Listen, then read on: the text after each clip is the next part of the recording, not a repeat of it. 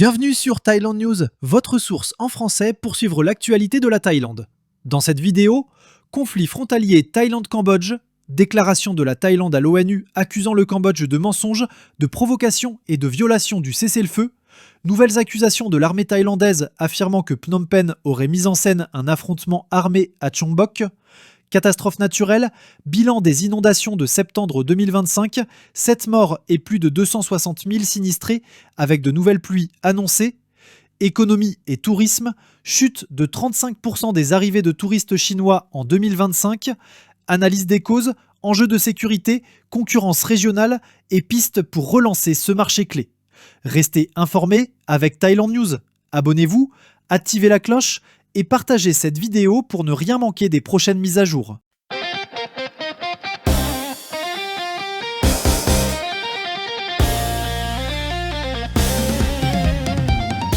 La Thaïlande accuse le Cambodge de mensonges, de provocations et de violations répétées du cessez-le-feu devant l'Assemblée des Nations Unies.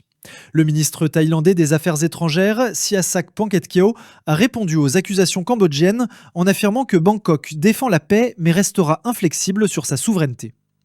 S'exprimant le 27 septembre 2025 lors de la 80e session de l'Assemblée générale à New York, il a déclaré que le Cambodge persiste à mentir, à agir de manière provocatrice et à violer l'accord de cessez-le-feu. Selon lui, le vice-premier ministre cambodgien Sokon Prak a présenté des accusations infondées, notamment l'expulsion de civils cambodgiens de terres occupées depuis des décennies et une attaque non provoquée près d'un site sensible. Il faisait allusion aux efforts thaïlandais pour récupérer une partie du village de Ban Nong Chan dans la province de Sakao, où des réfugiés cambodgiens s'étaient installés après la guerre civile des années 1970. Sihasak a dénoncé une mise en scène victimaire. À ma grande consternation, le Cambodge continue de se présenter comme la victime. À maintes reprises, il avance une version des faits qui ne résiste pas à l'examen. Les véritables victimes sont les soldats thaïlandais mutilés par des mines, les enfants dont les écoles ont été bombardées et les civils blessés lors d'attaques de roquettes cambodgiennes. Il a souligné que la veille, son homologue cambodgien avait tenu un discours de paix et de dialogue totalement contredit par ses propos devant l'Assemblée. Les allégations étaient tellement farfelues qu'elles tournent la vérité en dérision, a-t-il ajouté, expliquant avoir dû réécrire son intervention initialement prévue comme positive. Concernant les accusations d'expulsion forcée, Sihasak a rappelé « Les villages mentionnés se trouvent sur le territoire thaïlandais, point final. Ils existent parce que la Thaïlande a ouvert ses frontières à la fin des années 1970 à des centaines de milliers de Cambodgiens fuyant la guerre civile. J'en ai été témoin moi-même en tant que jeune diplomate. » Il a noté que, bien que les camps aient été fermés après le conflit, ces villages ont continué de croître malgré les protestations de Bangkok, tout en rappelant le rôle clé de la Thaïlande dans la reconstruction du Cambodge après les accords de Paris de 1991. Le ministre a ensuite accusé Phnom Penh de mobiliser des civils, d'utiliser des armes et de déployer des drones de surveillance à l'intérieur du territoire thaïlandais, en violation de la souveraineté et du cessez-le-feu. La Thaïlande a toujours défendu la paix et continuera de le faire, mais elle restera ferme dans la protection de sa souveraineté et de son intégrité territoriale. Nous choisissons la voie de la paix, mais nous nous demandons si le Cambodge souhaite vraiment nous y rejoindre, a conclu Sihasak. L'armée thaïlandaise accuse le Cambodge d'avoir provoqué délibérément un affrontement armé dans la zone contestée de Chongbok, dans le district de Nam Yuen, province d'Ubon Ratchathani, affirmant que toute l'opération était planifiée pour faire passer la Thaïlande pour responsable d'une rupture du cessez-le-feu. Le porte-parole, le général de division Winthai Suvaré, a déclaré dimanche que des troupes cambodgiennes avaient ouvert le feu samedi sur le territoire thaïlandais avant d'annoncer l'arrivée d'une mission d'observateurs intérimaires de l'ASEAN et de publier aussitôt des déclarations accusant la Thaïlande. Selon lui, la rapidité de ces étapes montre une mise en scène destinée à tromper les observateurs régionaux et la communauté internationale. D'après le rapport de l'armée, les premiers tirs ont été détectés à 11h55 lorsque des soldats cambodgiens sur la colline 677 ont lancé des mortiers et des tirs de mitrailleuses. Quelques minutes plus tard, de nouveaux tirs de mortier ont visé la colline 600, suivis de grenades et de rafales de fusils jusqu'à 12h07. Les forces thaïlandaises n'ont riposté qu'après avoir été directement attaquées. À 12h10, des tirs de mitrailleuses lourdes ont visé la colline 527, entraînant une réponse mesurée des unités thaïlandaises. Des échanges sporadiques de coups de feu se sont poursuivis jusqu'à 12h16. Entre 12h23 et 12h24-35, des soldats cambodgiens ont encore lancé 3 projectiles non identifiés et au moins 11 obus de mortier depuis la zone de Chonganma, sans cible précise apparente. À 13h, les autorités cambodgiennes ont informé la partie thaïlandaise qu'une délégation d'observateurs se rendrait sur place dans l'après-midi. 15 minutes plus tard, une porte-parole du ministère cambodgien de la Défense accusait publiquement la Thaïlande d'avoir attaqué une base cambodgienne, accusation rapidement relayée par le président du Sénat cambodgien Hun Sen sur les réseaux sociaux. À 13h30, la situation s'était apaisée, même si les deux camps gardaient des positions renforcées le long de la frontière. Le général Win Tai a souligné que cette succession, tirs, annonce de la visite des observateurs et communiqués médiatiques, révèle une préparation minutieuse. Ce n'était pas un accrochage frontalier spontané, mais une provocation calculée destinée à produire des images et des rapports accusant la Thaïlande de rompre la trêve.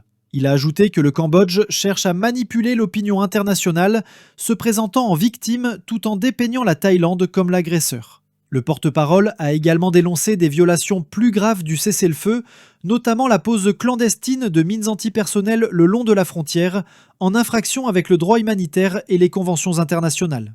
Il a exhorté la mission d'observation, actuellement dirigée par la Malaisie, à concentrer ses efforts sur ces infractions plutôt que de se fier à des briefings sélectifs préparés par Phnom Penh. Le bilan des inondations provoquées par les fortes pluies de mousson en Thaïlande s'élève désormais à 7 morts et plus de 260 000 sinistrés. Le 27 septembre 2025, le département de la prévention et de l'atténuation des catastrophes a annoncé que des dizaines de milliers d'habitants vivant le long du fleuve Chao Phraya sont touchés cette semaine.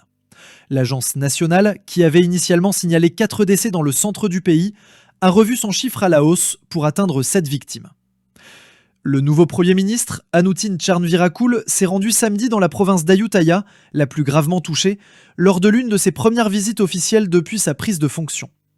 Il a ordonné la distribution de kits de survie, l'installation de sacs de sable et la surveillance des zones exposées au glissement de terrain. Nous avons une équipe mobilisée pour soulager la population et nous répondrons à vos besoins, a-t-il assuré aux habitants.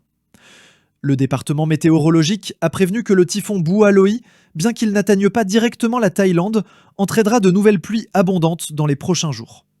Le pays connaît régulièrement de fortes précipitations entre juin et septembre, mais les spécialistes estiment que le changement climatique d'origine humaine intensifie ces phénomènes, rendant le climat de plus en plus imprévisible.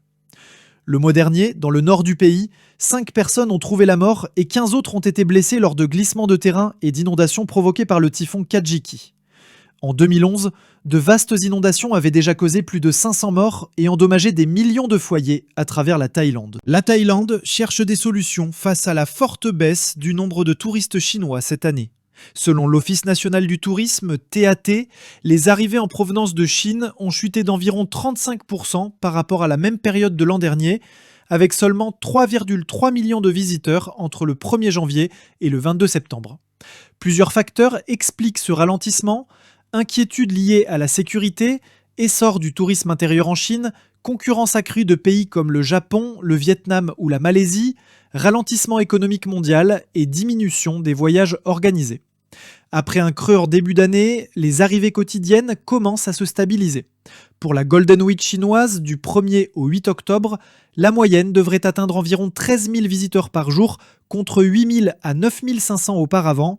La TAT prévoit qu'entre le 26 septembre et le 8 octobre, 180 000 à 200 000 touristes chinois se rendront en Thaïlande, soit une baisse de 24% par rapport à la même période en 2024. Cette chute pèse aussi sur les recettes.